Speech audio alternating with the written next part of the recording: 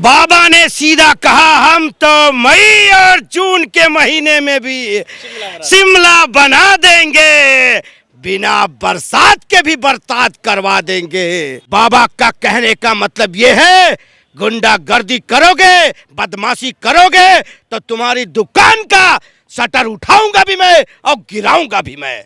बाबा के राज में नो गुंडागर्दी, नो फिरौती, नो बदमाशी। जब राम जी चले थे ना, जब लंका की तरफ, राम जी ने समुद्र से बोला मुझे रास्ता दे दे। बाबा हैं यूपी में, अगर सही रास्ते पे तुम्हें चलने के लिए बोला जा रहा है तो राम जी को समुद्र पे रास्ता नहीं दिया समुद्र ने, तो राम जी ने धनुष समुद्र की तरफ खींच दिया था, तो समुद्र ने भी रास्ता दे दिया था। तो हमारे योगी बाबा वही राम के मार्ग पे चल रहे हैं। और जिस दिन प्रधानमंत्री बन गए उतनी बार पिछवाड़ा ना तवे की तरह लाल हो जाता है, इनका टेंशन टेम्परेचर बढ़ जाता है और फिर ये ऐसी चलाते हैं और ये शिमला की तरफ भागते हैं। योगी के प्रदेश में माफियाओं की गर्मी शांत हो गई या नहीं हुई अभी? बाबा ने सीधा कहा हम तो मई और जून के महीने में भी शिमला बना देंगे, बिना बरसात के भी बरसात करवा देंगे। ये याद रखना, तख्ती पे लिख के अपने नामों को तैयार रखना। जेल में आने के बाद बाहर जाने की कोशिश मत करना, क्योंकि बाबा का कहने का मतलब ये है, गुंडागर्दी करोगे, बदमाशी करोगे तो तुम्हारी दुकान का शटर उठाऊंगा भी मैं और गिराऊंगा भी मैं। याद रखना इस बात को। बाबा के राज में नो गुंडागर्दी, नो फिरौती, नो बदमाशी, सिर्फ शांति की जिंदगी जीना सीख लो। वो दिन दूर हो गया जो पहले क्या करते थे। वो दिन यही मुख्तार अंसारी बाबा को मारने के लिए 200 गाड़ियां बाबा के पीछे लग गई, पर बाबा जी के ऊपर ब्रह्मा विष्णु का आशीर्वाद था। जो बाबा हमारे बच के निकल गए उस गाड़ी में नहीं थे, ये मैंने सुना है। आज वही बाबा हमारे तुम जैसे लोगों की कमर तोड़ रखे हैं, और तोड़ेंगे जब तक है, जब तक तोड़ेंगे नहीं, जब तक छोड़ेंगे नहीं। याद रखना, ये मेरे बाबा जी का है कहना। बाबा कहने का मतलब ये है, या तो बाबा जी से बिल्कुल सन्यास ले लो, सन्यासी हो जाओ, अपने चोला पहन लो, भगवा पहन लो, ताकि भगवा में पहन के ऐसे मत करने आना कि बदमाश बन के आ जाओ। बाबा जी की तीसरी आंख खुल जाती है, याद रखना। अब मैं यही कहूंगा, सुधर जाओ बदमाशों, अब तुम्हारे बदमाशी करने का टाइम है। चले गए वो दिन और चले गए वो लोग जो दर्द दिल बांटते थे। चले गए वो लोग जो दर्द दिल बांटते थे।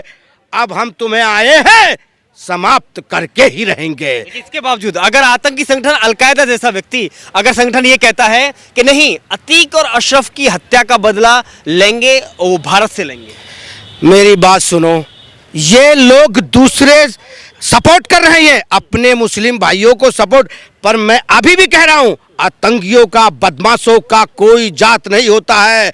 तालिबान में जब मारा गया तो आतंकियों ने मारा तो वहां हिंदू थे क्या? हिंदू थे। जब एक तरफ से मार रहे थे, मारे जा रहे तो हिंदू थे, और उसके बाद रूस में हिंदुओं को मारा गया, मुस्लिम भी थे, ईसाई थे, सब थे। इसीलिए कह रहा हूं भाई मेरे, बदमाशों की कोई जात नहीं होती है, चाहे वो किसी भी धर्म का क्यों ना हो।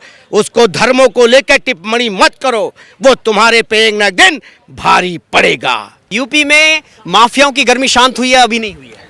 पूरी शांत नहीं हुई है, पूरी ना गंगा जी में डिबो करके एकदम चिल्ड कर दिया, पूरी गंगोत्री वाले में। यूपी में बोलते थे यूपी में कावा, तो यूपी में तुम्हारा बाप बाबा, तुम्हारा बाप बाबा दोबारा बोल दे रहा हूँ। और मैं एक बात और बोलना चाह रहा हूँ इस देश की जनता से। भाई साहब, मैं आज जरा ना उछल कूद या धूम धड़ाका नहीं करूंगा, ठीक है? लोगों को ना दिक्कत होने लगती है, टोपी वाले लोगों को ना। मैं आपसे एक बात बोलना चाह रहा हूँ, मेरे इलाके में एक बंदा रहता है, वो गैंगस्टर है। उसने एक बंदी का, लड़की का रेप करा, थाने गया, थाने से कोर्ट गया, कोर्ट से जेल गया, जेल से फिर आ गया वापसी पैरोल पे, और उसने उसको धमका दिया, उसके परिवार को गवाही टूट गई, वो छूट गया दोबारा। उसने फिर मर्डर कर दिया, फिर थाना, फिर कोर्ट, फिर जेल, फिर पैरोल, फिर धमकी, डराना, फिर गवाही तोड़वानी, फिर बरी। मोटा कपड़ा है हमारे देश के कानून के ऊपर, मोटा कपड़ा। जस्टिस के जो कपड़ा बन रहा है ना आंखों पे, बहुत मोटा है भाई साहब, ठीक है? पिक्चर ही बनी हुई है इसके ऊपर। फिर दोबारा किसी की जमीन पे कब्जा कर लिया, लैंड कर लिया, लव कर लिया, वही प्रोसीजर दोबारा चलते जा रहा है। थाना, कोर्ट और कोर्ट से जेल और पेरोल पे बाहर। ये मेरे देश का लचीला कानून संविधान जिसको लचीला बोलते हैं। तो इसमें थोड़ी सख्ताई लाएं। और अगर हमारे ही कॉलोनी से एक व्यक्ति निकल करके अगर उसको ठोक देता है तो मैं तो नहीं समझता हूँ कि उसने कोई गलत करा।